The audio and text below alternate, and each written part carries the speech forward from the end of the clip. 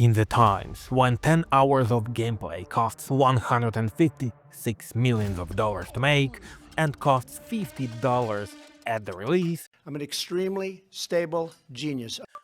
comes they, the Polish developers who create under $30 million game with around twice the gameplay time, launching 10% discount straight after the release in Steam, and all of that while being available with the first day in Game Pass, while gathering around 10k simultaneous Steam players every single day. And that's all for not-so-popular genre, base building story-rich survival. It appears you don't have to spend hundreds of millions of dollars to create another open-world game, story in which exists only to exist. Dialogue options doesn't affect anything. Whatever you choose, protagonist will always be in moral superior position and will always come winning. Now pay €60. But that's at least better than $80 Mario Kart World with open world because $80.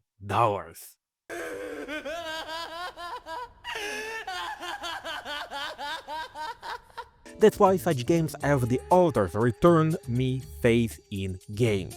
ALTERS even ruined long Unreal Engine tradition to launch only on RTX 5090, having shader compilation so long, Steam increases refund time from 2 hours. But how long does it take to compile shaders in the ALTERS? 10 seconds. I wonder why this game got higher Metascore rating than DLC sold as separate game. Despite the main plot sounding pretty basic, Earth is doomed, people are starving, we need to find some space rock to solve this, story becomes interesting from the first seconds. Not hours of walking to find some smell of plot, not tons of notes to get the vibe of the world. The game straight out tells us. No,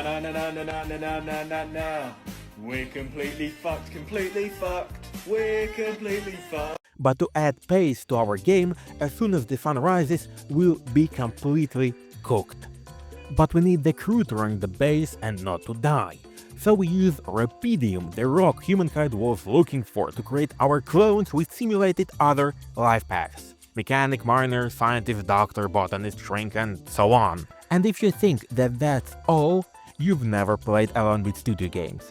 You not just only have to find the spot for resources, you have to connect posts to the base, mine enough, look after radiation so you don't run out of radiation filters, fix broken rooms on base, but for that you need to craft enough repair kits, but is there enough resources? You need to search stuff to make your life easier, but that means that you have one altar fixed to the lab, while on the first act you can totally have 4 altars, which is not enough to cover all of the resources, so you have to prioritize what is more important, but these 4 bastards can get sick, harm themselves, what impact how much hours they can work, and if they will work at all.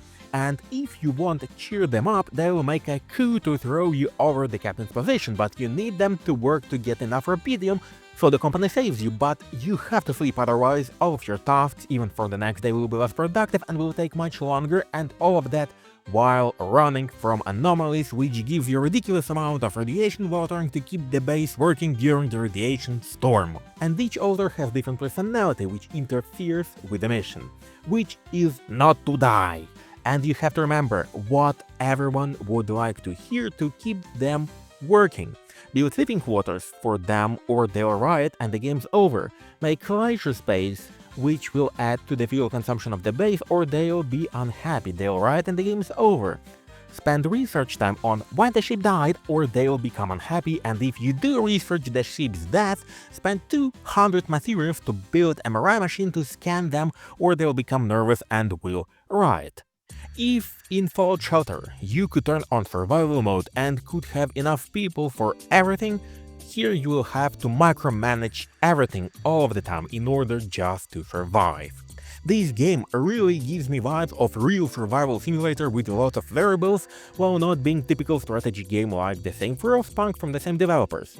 The game is Fallout Shelter and Death Stranding combined while not being boring, and all of that while not having any weapon and urge to shoot something.